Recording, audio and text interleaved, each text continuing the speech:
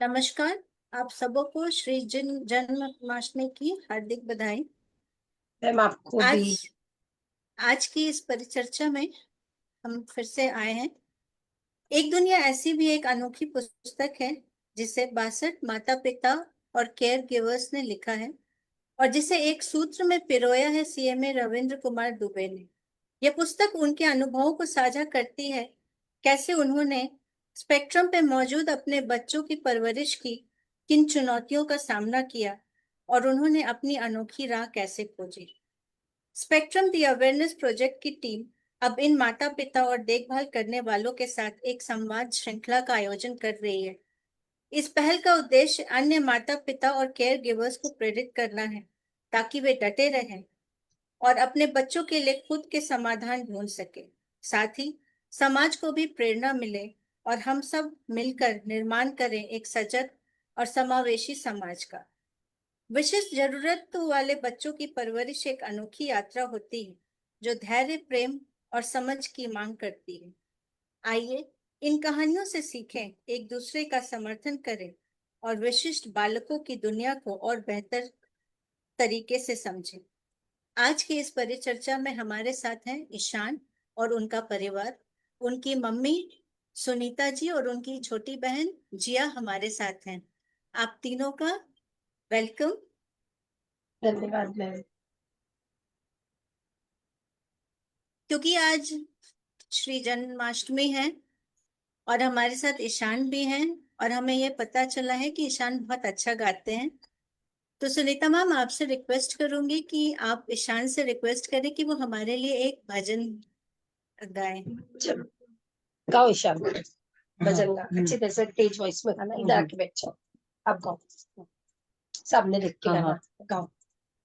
आया हूँ बाबा, बस तुझसे भरोसा है, तेज जीतूंगा एक दिन, मैं दिल के चाहे, मेरे मांझी बन जाओ, मेरे और नाम तेज से गाओ। आ जाओ, बेटे को बाबा शाम तुम गले दुगा जाओ। आया हूँ बाबा, बस तुझसे भरोसा है, जीतूंगा एक दिन, मैं दिल के चाहे, मैं सुना है तू दुख में काटा, बिन घोर भागे कोटी बिगड़ी मनाता, बिन का न किनारा है, न कोई और सहारा है। आ रहा हूँ बाबा, तेज बस तुझे भरोसा है, जीतूंगा एक दिन, मैं दिल के चाहे। जय श्री श्याम। धन्यवाद ईशान, बहुत अच्छा भजन थैंक था। यू। आ, मैम ईशान हमें और कोई मैसेज देना चाहेंगे अपनी तरफ से, कुछ हमारे दर्शकों को बता बताना चाहेंगे? बता, क्या बोलेगा तू सबको? सबको मैसेज की जरूरत पड़ती है। मैं भी बोल रहा है कि सबको हेल्प की जरूरत पड़ती है, इसलिए इनकी हेल्प सबको करनी चाहिए।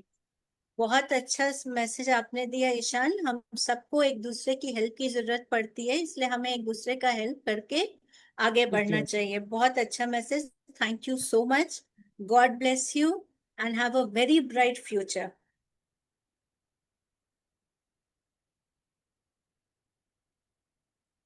आई थिंक सुनीता मैम का कनेक्शन थोड़ा कट गया है। Ma'am hello Sunita ma'am. Swati, उनका कनेक्शन थोड़ा वीक लग हाँ रहा हाँ हाँ है ना? आप जब जी। तक पुस्तक में से कुछ पढ़ना चाहें तो जरूर सुनाएं।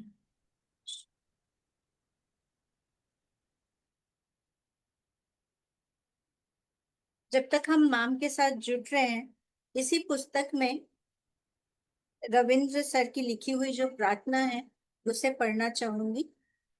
हे प्रभु, हमें शक्ति दो, हर पल धैर्य और प्रेम की भक्ति दो, दिव्यांगता को भी दिव्यता में बदले हम, हर बच्चे को आत्मनिर्भरता की शक्ति दो।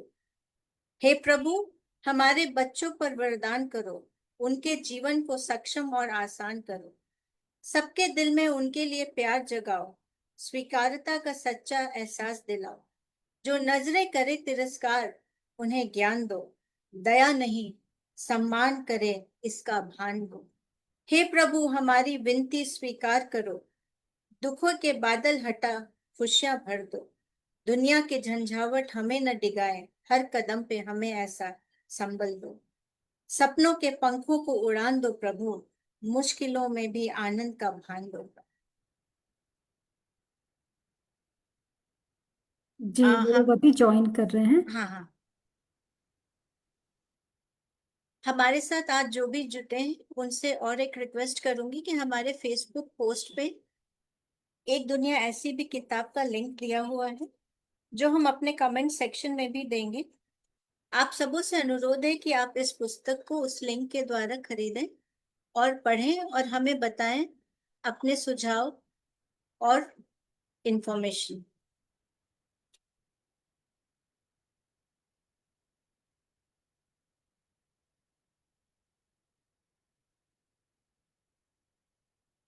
हेलो। हाँ मैम, आप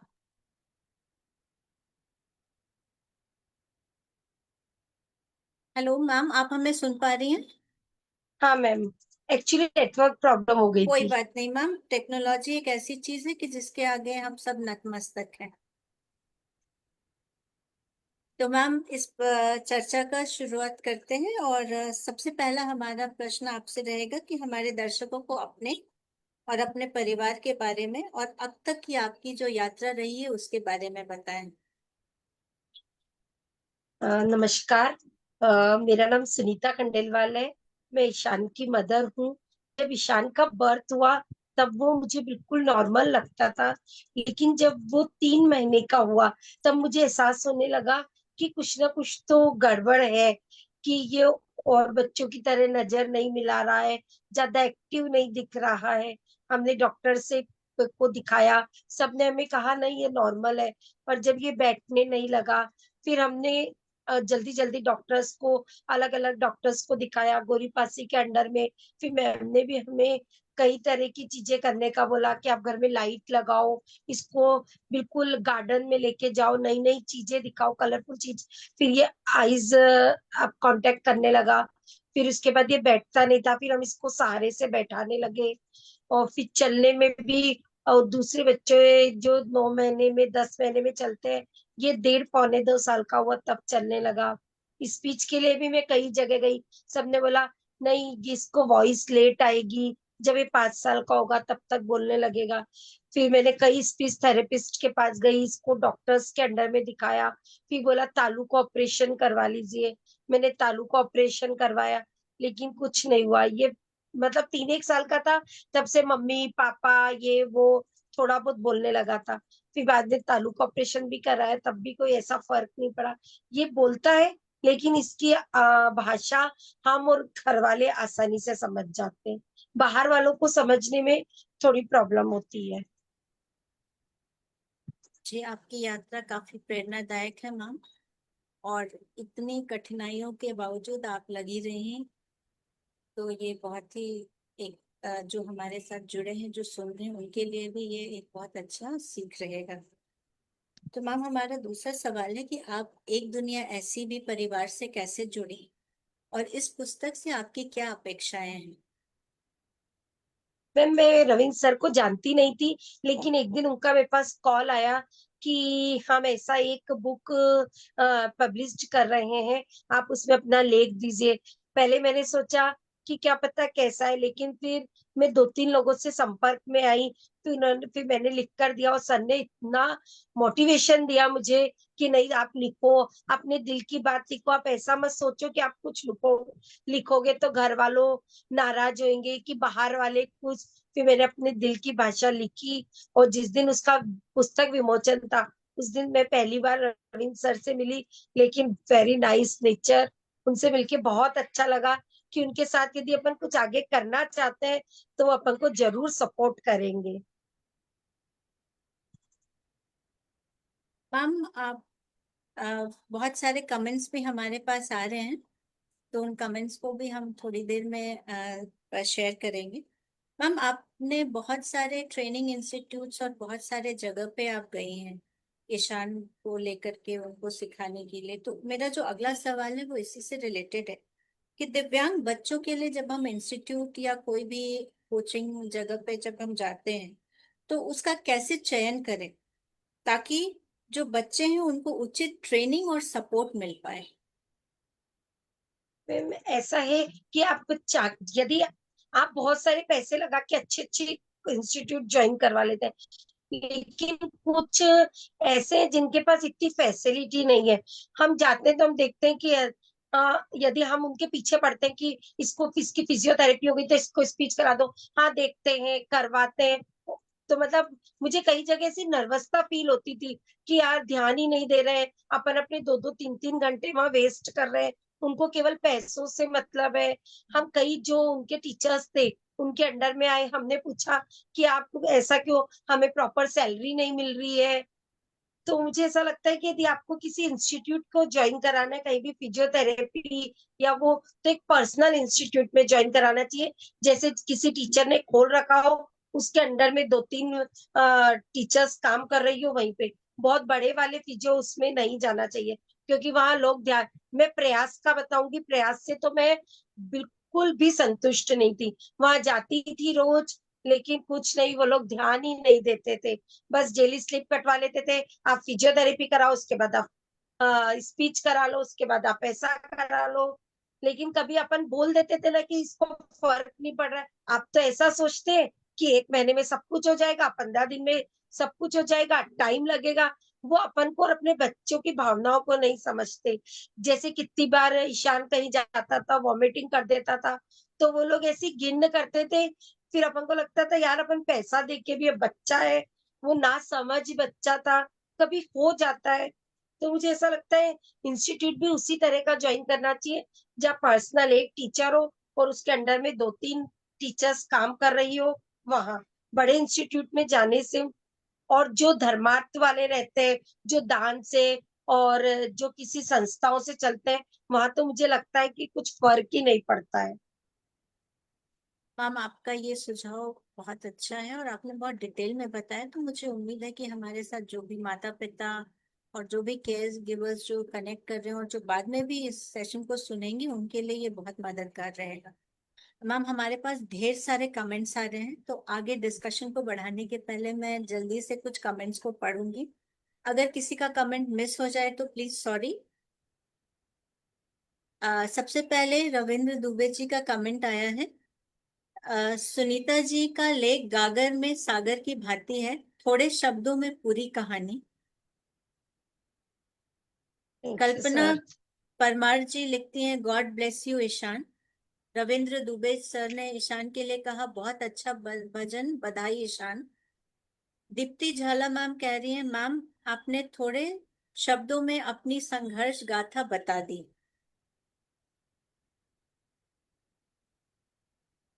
मैम मेरा अगला सवाल है, क्योंकि ईशान और जिया यहाँ दोनों बैठे हैं और एक एज अ पेरेंट हमारे लिए बच्चों के बीच में बैलेंस करना काफी चैलेंजिंग रहता है। तो आपने ईशान और जिया के पालन में कैसे तालमेल बनाया ताकि आप दोनों का ध्यान रख सकें और भाई बहन का एक भावनात्मक लगाव जो है वो बना रहे। मैम सबसे बड़ा प्लस पॉइंट तो ये था कि इन दोनों के बीच में 7 साल का अंतर था। जब तक ईशान 7 साल 5 साल का हुआ, उसके बाद उसमें थोड़ा सा समझ आने लगी थी, जिद कम करने लगा।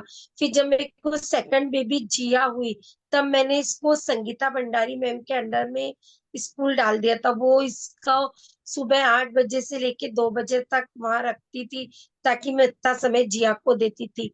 और मैंने जिया को शुरू से यही समझाया था कि तू कभी ऐसा मत सोचना कि मेरा भाई ऐसा है, दूसरों के भाई बहन इतना इतने अच्छे हैं, तू कभी किसी से मिलाने में इसको हेजिटेशन मत फील करना कि मैं कहीं ईशान के साथ जाऊंगी तो लोग मुझे बोलेंगे तेरा भाई ऐसा है क्या। और अभी इस सितारे जमीन पर मूवी आई, तब सत्य साई इंस्टीट्यूट वालों ने उसको प्रमोट किया था। तब जिया ने खुद ने वहां जाके बताया कि मेरे भाई को भी इस तरह के डिसेबिलिटी का शिकार है। उसने कभी अपने फ्रेंड्स इनके बीच में कभी ऐसा नहीं फील होने दिया कि मेरा भाई नॉर्मल भाइयों की तरह नहीं है। हर रक्षाबंधन और पे भी हमेशा यही बोलती है कि तेरी एक दिन भगवान तेरे को बहुत अच्छी जॉब देगा, फिर तू सैलरी से ना मुझे अपना गिफ्ट देना। जब तक तो मम्मी दे रही है तब तक ठीक है, फिर जब तू कमाने लगेगा तब तू मुझे 1 रुपया भी देगा तो मुझे अच्छा लगेगा। मैम हमारा अगला सवाल है कि जैसे ईशान ने भी हमें एक बहुत स्ट्रॉन्ग मैसेज दिया था कि हमें एक दूसरे का सपोर्ट और मदद करना चाहिए, क्योंकि कोई भी सफर में हम अकेले ज्यादा दूर तक आगे नहीं जा नहीं कर पाए। सकते। तो आपकी अब तक की यात्रा में आपके परिवार वाले, आपके सोशल सर्कल और आपके जो सहयोगी हैं उनका कितना सपोर्ट रहा? इसके तो मैं बोलूंगी मेरे फैमिली मेंबर्स ने मेरा इतना सपोर्ट किया, कभी किसी ने ऐसा नहीं करा कि हम इसे साथ नहीं लेके जाएंगे, या तुम कहीं जा रही हो तो हम इसे नहीं रखेंगे, तुम इंस्टीट्यूट जा रही हो दिन दिन भर घर नहीं रहती हो तो हम पीछे से काम नहीं करेंगे। सबने मुझे बहुत सपोर्ट किया कि बस कैसे भी ये ठीक हो जाए। और ये तो दिन मेरे फैमिली, मेरे फ्रेंड सर्कल, इसमें हम कहीं घूमने जाते हैं ना तो सब इसका इतना ध्यान रखते हैं कि ट्रेन में भी ईशान ले इधर आ जा, सबसे इतनी बात करता है। ये सबका मैम, अब ये तो अपना जूम मीटिंग है, कभी आप इससे पर्सनल मिलेंगे ना तो ये इतने जल्दी सबको अपना बना लेता है। अब जैसे आपको कहीं मिल जाएगा ना तो फिर हमेशा याद रखेगा कि वो मैम थी, उन्होंने मेरे को ऐसा कहा। ये कोई इसको 1-2 रुपए की चॉकलेट भी दे देता है ना तो उसमें ये इतना खुश हो जाता है, सबको घर आके बताता है। फ्रेंड्स, फैमिली, आसपास के लोग सब इसे बहुत सपोर्ट करते हैं।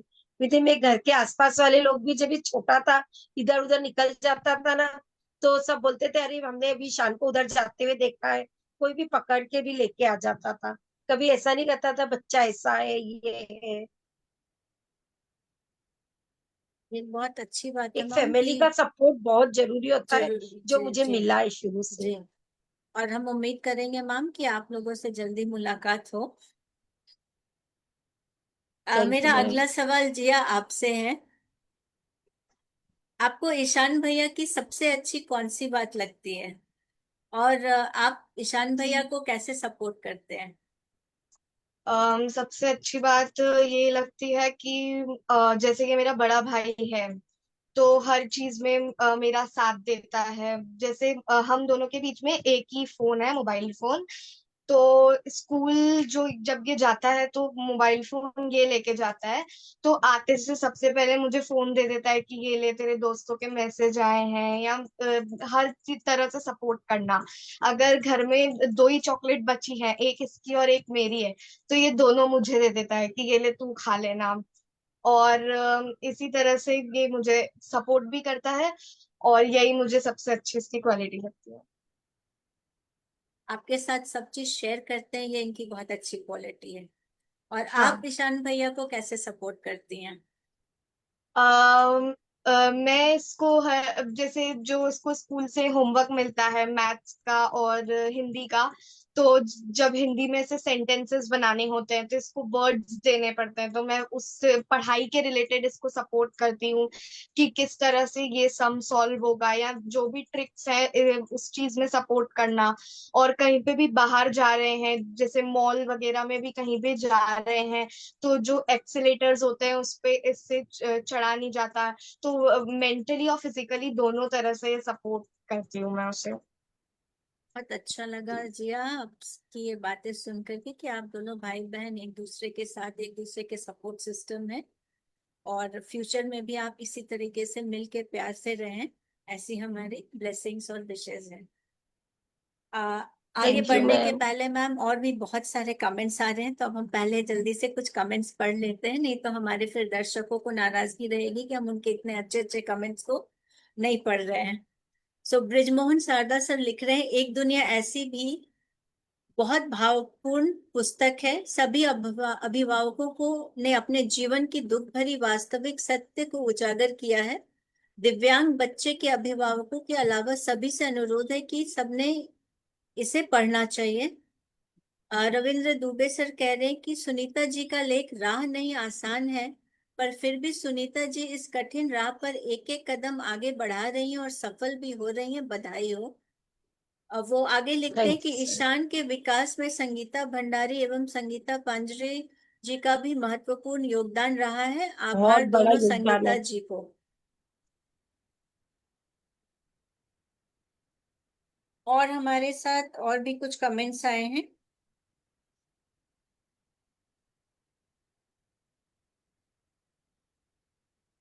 रंजना पंच मैम हमें सपोर्ट और लव का विशेष भेज रही हैं। तो कार्यक्रम को आगे बढ़ाते हुए मैम और कुछ प्रश्न हैं उनको भी ले लेते हैं। मैम, दूसरों की केयर करना एक आसान चीज नहीं होती है, बहुत सारी रिस्पॉन्सिबिलिटीज को निभाते हुए। बट हमारा ये भी मानना है कि हम दूसरों की केयर तभी कर पाएंगे जब हम अपने आप को फिट रखेंगे और अपना केयर करेंगे। तो आपका अपना सेल्फ केयर और मेंटल फिटनेस का क्या रूटीन है, वो हमारे साथ आप शेयर करें। मैं इतना सब कुछ करने के बाद मुझे जिस चीज में रुचि है, जैसे मूवी देखना है, तो यदि मैं मॉल में जाके मूवी नहीं देखती हूँ तो मैं घर पे नेटफ्लिक्स वगैरह में मूवी, कभी दिल मन खराब हो जाता है, कुछ हो जाता है, तो मैं मेरा मूवी देखती हूँ कि नहीं मॉल जा पा रही हूँ, नहीं बाहर जा पा रही हूँ, तो मैं घर पे ही नेटफ्लिक्स वगैरह पे मूवी देख के अपना ध्यान डाइवर्ट कर लेती हूँ। मुझे घूमना फिरना, अच्छे अच्छे खाना बनाने का शौक है, तो मैं यूट्यूब पे वो सर्च करके कि ठीक है आज मूड ठीक नहीं है तो आज कुछ अच्छा बना के सबका मूड अच्छा करूं, तो इस तरह से खाना बनाऊंगी अच्छा। और फिटनेस के लिए ये है कि मैं ज्यादा अपने आप पे तो ध्यान नहीं देती हूँ, लेकिन फिर भी मुझे क्या चाहिए, मेरा शरीर कैसे अच्छा रहे उसका मैं पूरा सोचती हूँ कि ज्यादा ऑयली ये सब नहीं खाना है, तो मैं मेरे लिए थोड़ा कम ऑयली और इस टाइप की पौष्टिक चीजें बना के खा लेती हूँ। अपने आप को खुश रखने के तरीके ढूंढती हैं और अपने आप फिजिकल फिटनेस का भी ध्यान रखती हैं अपने हाँ, डाइट को बैलेंस करके। बहुत अच्छी बात है मैम। मुझे उम्मीद है जो भी हमारे साथ आज जुड़े हैं वो आपके इन बातों से उनको भी कुछ मोटिवेशन मिलेगी। हमारा और अगला अभी यदि प्रश्न। किसी को सबसे जी। अच्छा इंस्टीट्यूट ज्वाइन करना है तो हम्म। संगीता पांजरे मैम का है। वो दिल से ईशान को, जैसे वो अपने दोनों बच्चों के लिए मेहनत करी है उन्होंने, हम्म। बुलबुल और बेटे के लिए, वैसे ही वो ईशान के लिए इतनी मेहनत कर रही है। वो इस पुरजोर कोशिश में है कि ईशान को कैसे भी गवर्नमेंट छोटी सी जॉब मिल जाए। उसके लिए मुझे नए नए तरीके बताती रहती है, आप इसे ये एग्जाम दिलाओ, आप इसे कंप्यूटर का वो सिखाओ। मतलब मुझे तो अब इतनी खुशी हो रही है कि ये मैम मुझे 2-3 साल पहले क्यों नहीं मिली। चलिए, आप अभी मैम आपको सपोर्ट कर रही हैं और आपको और ईशान को गाइड कर रही हैं, ये बहुत बड़ी बात है। बहुत गाइड कर रही है। जी, ये बहुत अच्छा इनिशिएटिव है मैम का। मैम, इस प्लेटफॉर्म के माध्यम से आप हमारे दर्शकों को, पेरेंट्स को, केयर गिवर्स को और सोसाइटी एट लार्ज को कोई मैसेज देना चाहें, आप और जिया दोनों।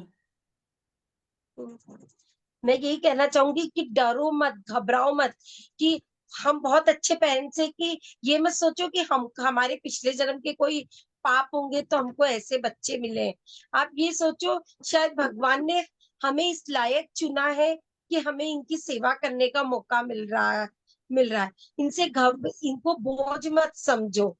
मैं कई जगह जाती हूँ ना, पेरेंट्स ऐसे रहते हैं क्या पता क्या पाप किए थे जो ऐसे बच्चे मिले हैं, तो मुझे बहुत दुख होता है कि ये पाप से थोड़ी ना मिले, हो सकता है भगवान ने हमें इन बच्चों के लिए ऐसा पेरेंट्स चुना हो कि हम कर सकते हैं। मुझे बहुत दुख होता है जब पेरेंट्स ही इन बच्चों के ऊपर ध्यान नहीं, वो कई तो मैंने देखा है इतने वो रहते हैं अपनी फैमिली से दूर हो जाते हैं, लेकिन इन बच्चों के लिए सब कुछ करते हैं। जब मैं बॉम्बे गई कई लोग ऐसे थे कि 2-2 3-3 साल बॉम्बे रह रहे कि नहीं कुछ सिखा के ही घर वापस लौटेंगे। और कई देखती हूँ ऐसा लगता है हे भगवान इनको मौत ही नहीं आती है। तो मुझे ये सुन के इतना बुरा लगता है उस समय कि कैसे पेरेंट्स हैं। तो मैं यही कहना चाहूंगी, घबराओ मत, जो कुछ है उसे ऑब्जर्व कर लो कि नहीं हमें मिला है, हमको इसी में खुश रहना है। सबकी थाली में घी बराबर नहीं रहता है। मैम, बहुत पावरफुल मैसेज आपने दिया है कि हमें डट के खड़े रहना है और जो भी चीज है उसको लेकर के एक पॉजिटिव माइंडसेट के साथ आगे बढ़े, तो जितनी भी बाधाएं हैं वो अपने आप खत्म होते जाएंगी दूर और हमें होगी। आगे का रास्ता मिलेगा। और कोई भी किसी से कम नहीं है। हम डिफरेंट जरूर है, लेकिन इसका ये मतलब नहीं कि हमारे अंदर में प्रतिभा नहीं है या हम कुछ कर नहीं सकते कुछ हैं। कर नहीं सकते। जी, तो हमें भी इंक्लूड करें और हमें भी हमारे अंदर जो कैपेबिलिटी है उसको देखें और हिम्मत नहीं हारें। ये बहुत ही स्ट्रॉन्ग, बहुत पावरफुल मैसेज है मैम। आपको बहुत धन्यवाद इस मैसेज के लिए। Thank you ma'am. देखो हमारे पास और कुछ कमेंट्स हैं।